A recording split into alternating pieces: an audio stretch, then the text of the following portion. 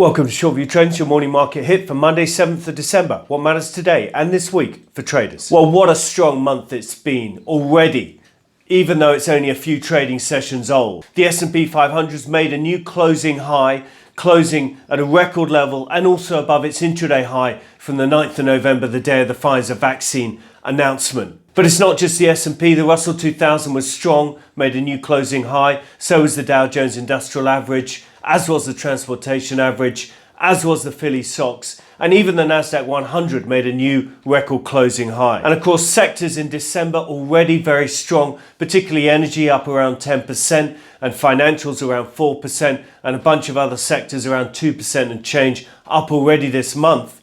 And of course, copper's been super strong and oil as well. Indeed, we discuss all this and what's going on overseas in more detail in today's Daily Rag, available to subscribers via the website, where we also update our 1 to 2 week market timing models and our 1 to 2 week view on equity index futures. But whilst the US was very strong, it wasn't the case around the rest of the world. And in fact, if you look in other markets like the DAX, where you've seen the market's been soggy over recent trading sessions, giving back some of its gains, or if you look over in Asia, it's not the same case at all. The Shanghai Composite very much flat in December, flat since the end of November. The Japanese Nikkei 225, pretty similar, as is the Hang Seng. In fact, the Hang Seng really quite weak over recent weeks. So there's been a real contrast in the past week or two between the US making new record highs and parts of Europe and Asia where they've mostly been trading sideways or even giving back some of their gains. And we like to look at risk appetite across the globe. It tends to wash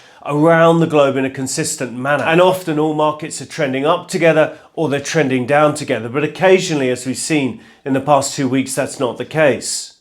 And of course, the crux of that is what the dollar's doing. And it's really a currency story. And of course, if you look at the dollar, it's weakened again in December.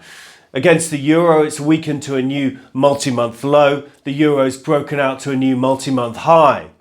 The yen's been consistently strong over recent months, edging stronger all the time. The renminbi as well really has been in a strengthening, strong trend against the dollar since the middle of this year, with that continuing in December.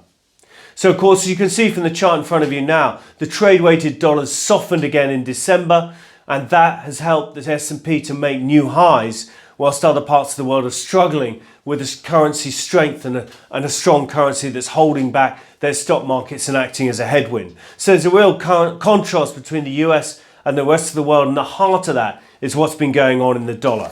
And it's in that context I think the ECB meeting on Thursday is critical and will be interesting. The ECB's already flagged up the fact they're going to do and announce some more stimulus on Thursday, probably an extension of their pandemic bond buying program or an additional 500 billion euros or so of bond buying. So there's clearly something coming. The question is, will it surprise the markets? What will the impact on the euro dollar be? And will that affect the currency and exchange rate at the time? And added to that, of course, we'll be watching over the course of this week how the models evolve and what's their message. Is there a clear one once we get to Thursday? But for the full detail on how we're playing this market, please see today's Daily Rag, available to subscribers via the website. So what are we watching today and this week? Well, this week is jam-packed with key European stuff, particularly the ECB meeting on Thursday, as I've already alluded to.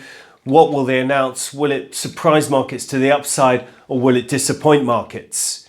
Equally, we've got an EU leaders meeting on Thursday and Friday, talking about Brexit, but also their budget over the next several years, and finally, hopefully getting that stimulus package passed so they can begin on January the 1st. That fiscal stimulus package is, of course, quite important for European growth outlook. Added to that, US Congress is talking about another fiscal stimulus package. That talk's been going on for a long period of time.